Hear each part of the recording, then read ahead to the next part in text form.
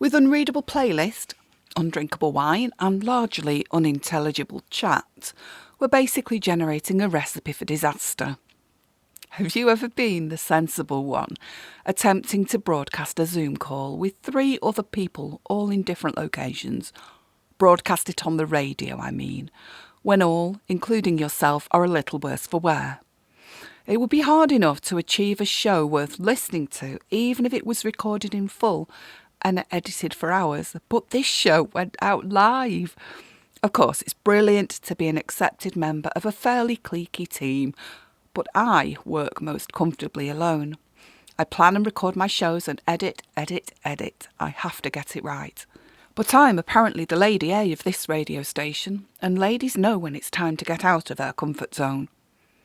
And this is how out of my comfort zone it is. Even on the airwaves, we could hear the sliding door of Dennis's studio and clear sounds of the toilet flushing in his wake. That provoked much mirth amongst the boys. Maybe I hadn't drunk enough wine at that point. Later, Terry talked about getting banned from hundreds of pubs and clubs, and wondered if any listeners were Geordies or Workington jam eaters. Then he informed us that only 64% of homes own a washing machine, and talked over the top of Jim. "Hey," Jim said, "you talked over me. Get off your horse and drink your milk." See what I mean? Random.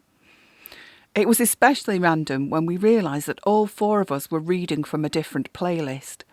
Despite Dennis mailing us the latest list, we all still worked from our own. So we covered up our errors with blathering. In other words, we improvised. Where do octopuses live? Have you ever tossed a caber? A golden wonder, the best crisps. Then Dennis received and read a lascivious text from his wife. "She wants me to shake my body," he said. "But it's like melted lasagna, Jim. I've parted with my pasta." We all laughed insanely, as Dennis was the only one of us 4 who didn't realise we were live. Once he was made aware, he didn't bother apologising to the listeners for his language, just said, "Oh, serves me right for not concentrating. Wasn't that a short song?" I fell about laughing, though I had no idea why. "You may well laugh, Lesley," Dennis said. "Yes, I may. I did." Our behaviour deteriorated as the show continued. I wondered if there were any listeners who were also watching on the webcam. They would see him jiving in his seat. And it's amazing an old bloke can move like that. Wow, he really did know how to play up to the camera. To shut him up, Jim suggested we move to the weather report, and we all decided we wished it was misty in Newcastle so we could play Fog on the Tyne. What the heck, we played it anyway, and while it played, Jim told me I was looking good.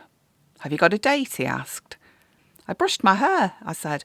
"It makes all the difference." I wished we'd been live for that one, as Dennis spat his drink out. There was craft beer everywhere, especially on his microphone. And when he recovered, he started talking about football, microphone undamaged. "Kevin Keegan, let me tell you about Kevin Keegan. He was actually on my pools round." We waited? But he stopped. The story was complete. There was no punchline. Flustered and giggling, he played the Nolans for the 2nd time. Not just the same band, the same tune. Only 1 minute to go. I don't imagine we held on to many listeners through the entire show, but it might have appealed to someone who was an adrenaline junkie. I'm not, so I don't think I'll be queuing up for another guest slot anytime soon.